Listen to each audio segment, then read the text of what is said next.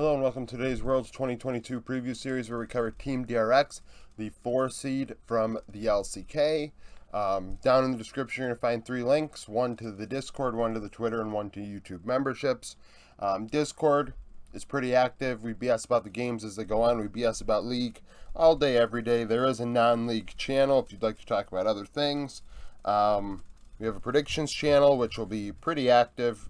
For Worlds, I have 3 different ideas I'd like to throw out there. Predictions and pick'ems and something else. Twitter, follow me there. Pretty self-explanatory. And YouTube memberships, there are 2 tiers, $3 and $10. $3 is just to support me. You get a little badge in the comment section to keep this whole boat afloat. And then $10 if you want fantasy football related content. That is extra content I am doing members only, as well as my predictions for who I think win games for League the night before, the day before. After I finish the roundup, or before I do the roundup, I've been doing prediction videos on members only where I give what I think are, who I think is going to win the game the next day. So if you want that, do that. Now for Team DRX, the 4 seed. This is definitely the weakest of the Eastern teams. I believe that wholeheartedly.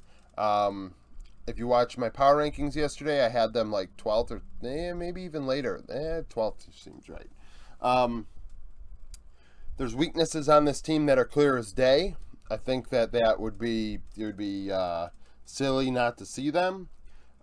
Coach is Song. Song is 5-7 at international events. He's been to Worlds twice, once as a player and once as the coach of Immortals from North America. So yes, he is a coach that started in Korea, went to North America, and came back. Worlds 2012 as a player, he finished in quarters, dropped out in quarters, sorry. And Worlds 2017 finished last in his group with Immortals. The last time and only time that there was a 4th seed from Korea at Worlds was last year. It was Team HLE, and they would be out in quarters. So, pretty standard. LCK teams usually get out of groups. But nevertheless, this team is the team that you have to think would struggle the most, especially looking at it on paper, looking at how it did during summer, and even the teams that they beat on their way through regional qualifiers. I thought KT and Sandbox were both way better than them going into it. DRX ended up winning both in 5 games, but Prince and Aiming, both AD carries, really dropped the ball in the playoffs in general, not just against DRX. I think, you saw that in the regular playoffs and then over into regional qualifiers that both Aiming and Prince could not handle the moment. Now, DRX, Kingen in top lane, definitely a weak spot on this team. I think Kingen isn't good, really. I don't think he's that great. 2 KDA, 779 CS per minute, 56.6 KP. In 14 games of LCK playoffs plus regional qualifiers. So he dies quite a bit, and he's not farming well, and he's not getting into fights. That's a problem. We're seeing a lot of players with 60, 65 KP, 8 CS per minute. Right now he's losing in both, so he's not farming well enough. He's not fighting enough. 22.8 damage share, 499 damage per minute, which is pretty standard. He's ahead at 15 minutes, which is kind of surprising. Early game, he gets ahead in lane. Probably good at laning, but when you get to the macro part of the game, he struggles being in the right place at the right time and, picking up farm and things like that. 3 solo kills, in 14 games. Played 8 champions in 14 games. I think the most played was Aatrox.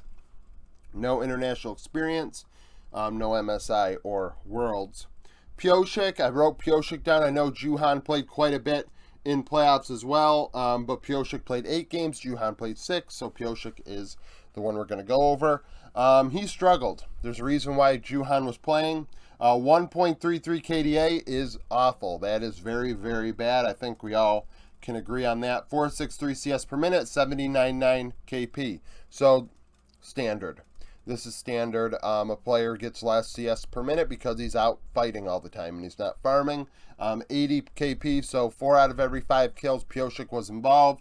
13.9 damage share, 324 damage per minute. So he actually had a little more damage than we've been seeing, up around 14%. A lot of people are up down near 12.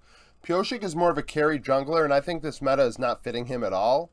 I've, in the past, thought Pyosik was one of the better junglers in the world. I mean, in that top 10-ish range. But that was definitely coming, I mean, now looking at it, it's meta-dependent for him. He's a meta-dependent jungler, which is fine. I'm not going to take back what I said earlier. In a carry meta, he's probably one of the better junglers out there. But in this one, he is not. Behind at 15 minutes on average, 1 solo kill, 5 champions in 8 games. I believe Poppy was played 3 times. His one trip was with DRX in 2020, dropping out in quarters. 4 and 5 on that run, 277 KDA, 676 CS per minute, 76.7 KP. I think that explains it, right? Doing a lot better in 2020 in a meta where he was allowed to farm till 6 and try and carry the game. That was Pyosik's meta, and this just simply is not. And I don't think Juhan is any better. Actually, I was not impressed by Juhan at MSI. I do believe that PSG made a mistake in letting him go versus letting him go versus keeping him, because Bury was worse than Juhan, and now PSG is not even at Worlds, right? And it's real disappointing. As we went over Beyond Gaming yesterday, you can't believe that team beat PSG. Zika in mid. Zika was on my All-Pro team. I don't know if he was first team or he was in the top 3. There are arguments at the time, but now all of a sudden it's being brought up again. Zika statistically looked really good in summer. Underlying stats indicate that he was doing very, very well in lane, doing his job and doing work. However, DRX have problems. Like I said, the top lane, top side of the rift is a problem. It is a massive problem, actually. 933 CS per minute, 69.8 KP. That is very, very good farm through 14 games in the LCK playoffs. 933 for a mid laner is cracked. Like, that is very good. He's one. Those stats are going into this tournament are probably top 5 when you look at how he's farming, how many fights he's getting into. 26.3 damage share, 545 damage per minute. Damage per minute is kind of lower than you'd like, but damage share is pretty standard, around 25 to 27%. Ahead at 15 minutes, 4 solo kills, and 6 champions in 14 games. So, I mean, pretty solid player. No experience, though, which is going to be an issue, I think, especially, you know, both solo laners haven't been in a moment like this. This is why I think this team can be taken advantage of. I think if you can, I mean, this team's going to get out of play-ins. If it doesn't get out of play-ins, that would be pretty shocking to me. I think that the EU and NA 4 seeds are the teams that are more likely to lose to Saigon Buffalo than Team DRX, which we'll get to Saigon Buffalo eventually. I have a Vietnamese fan in my comments asking me when I'm going to do these guys, and it's like, well, I'm trying to alternate. I'm trying to major region, minor region, major region, minor region, until all I have is major regions left, because I want to kind of mix it up. I don't want to end with, I don't want to make it so that people don't watch a few videos in a row because they expect teams they don't like being up there necessarily, or like teams that they're not too aware of or care about. So when you look at this team, you get into groups. Excuse me. I've been saying all along, and I'm going to keep saying it, and somebody asked me if I'm going to do a video about this, and maybe I'll just chit-chat about it in a video. If the NA 1 seed or EU 1 seed can get DRX, they have a chance. I think G2 has a little bit more of a chance against, like, Damwon. I think they could feasibly make a run at Damwon. I don't know if they'd win, but they'd be able to make a run. I think T1, G2 can make a run at them as well, which is a hot take for some, but I think that T1, it's not about the names on paper, because if we said the names on paper, T1 would be probably a lot higher on my board and higher in my thoughts, but right now it's just there's issues. But this is about DRX, so I mean, that video will be another video where I go over scenarios, I guess, because I thought World started at the 24th. It starts the 29th, so I have a couple days where I need to make more content anyways. Bot lane, we have Deft. Deft obviously is the player that's been there and done that. 297 KDA, 982 CS per minute, 698 KP. Pretty standard, great player. Played a crap ton of Zeri, 5 champions in 14 games, and played like 8 out of 10 games in regional qualifiers were on Zeri. So we have to take that into account. Deft got there. He did it. He got to Worlds in a year that he's possibly ending his career, right? He might retire at the end of the season. A lot of people thought he was going to retire. Now the military thing's in question. Might not have to do military. Is he going to come back? Is he going to end on his 3rd straight Worlds appearance? I don't know. But the fact is this. He played a ton of Zeri. And we all know Zeri is cracked. So we got to live in reality and understand that he played 8 out of 10 games of Zeri. But 982 is very good. 698 is very good. KDA could be better, but my KDA numbers count assists as half. 30.6 damage share, nearly 700 damage per minute. Pretty damn standard, if not a little. Yeah, well, that's higher than we've seen a lot of people. Mixed at 15 minutes. That 15 minutes. Games of Legend. Does gold. CSD, XP, those are mixed. He's not ahead in all 3. 2 solo kills, and like I said, 5 champions at 14 games. He played a Xayah, a Nyla, a Lucian, and a Ezreal, but everything else was Zeri and more Zeri. So, a lot of experience here. Worlds 2014, dropped out in semis. MSI 2015, he would win with EDG from the LPL. Worlds 2015 dropped out in quarters, 16 dropped out in quarters, 18 dropped out in quarters, 20 dropped out in quarters, and 21 dropped out in quarters. So, everything is indicating that this team is going to get out of group stage. So why am I saying that this team is the weakest one? Well, frankly, it is the weakest one. Western fans are banking on an LPL team dropping out because the fact of the matter is, everything is indicating that DRX are going to get out, even though on paper, DRX are not that good. So it is an interesting little conundrum that the West has, and obviously I am running into.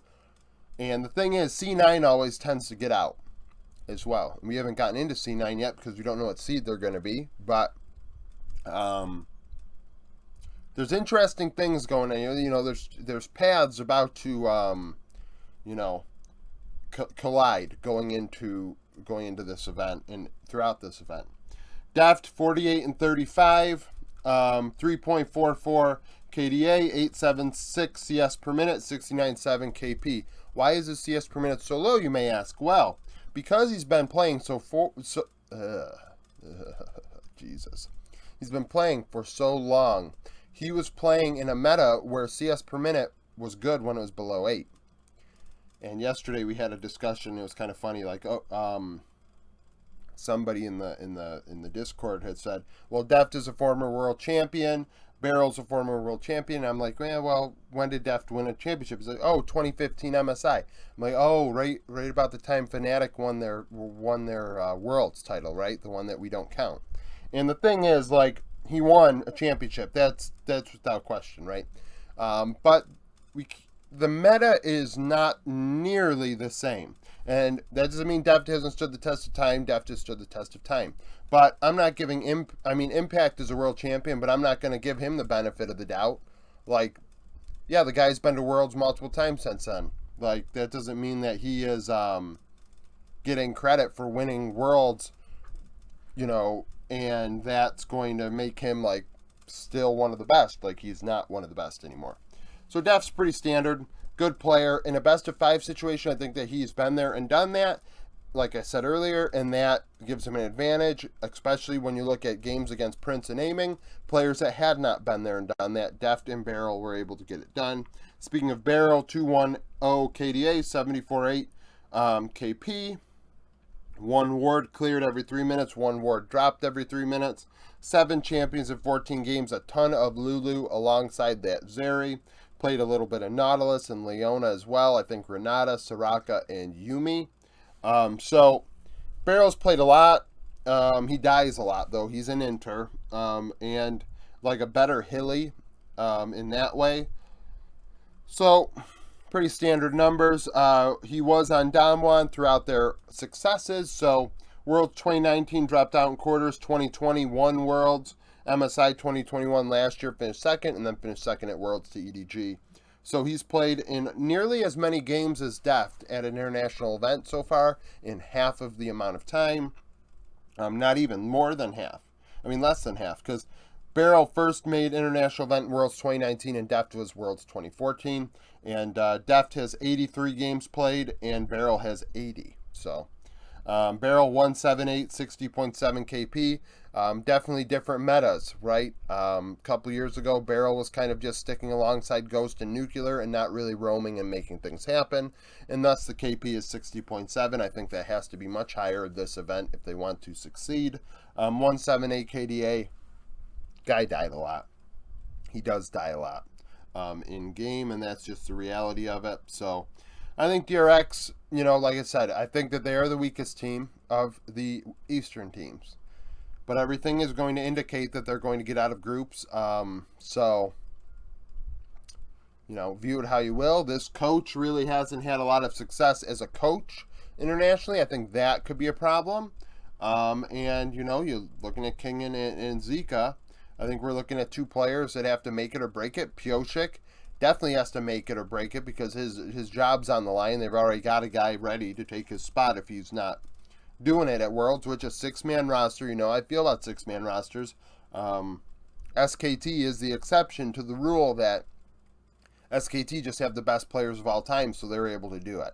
I think that's just a matter of fact. They had a great coaching staff, great coaches, and things like that, and you really don't see that elsewhere being repeated by other organizations, except one Fnatic run, right? So that's it for this video. Like the video if you like it, subscribe to the channel for daily League of Legends content. Later today, my Minor Region Love video will come out where I cover a couple series from this past weekend. That, teams, getting looks at teams I hadn't looked at before very intently before Worlds. I also am going to do my members only video where I have my fantasy football rankings because tonight's the NFL season starting, but Bills are playing the Rams. I'm not going to give a prediction on that game because I am a Bills fan and I am not going to lead you astray with my bias. But the fantasy football rankings aren't biased, it's all projection based. So that is what that is. Thank you for watching, and I hope you come back for more content.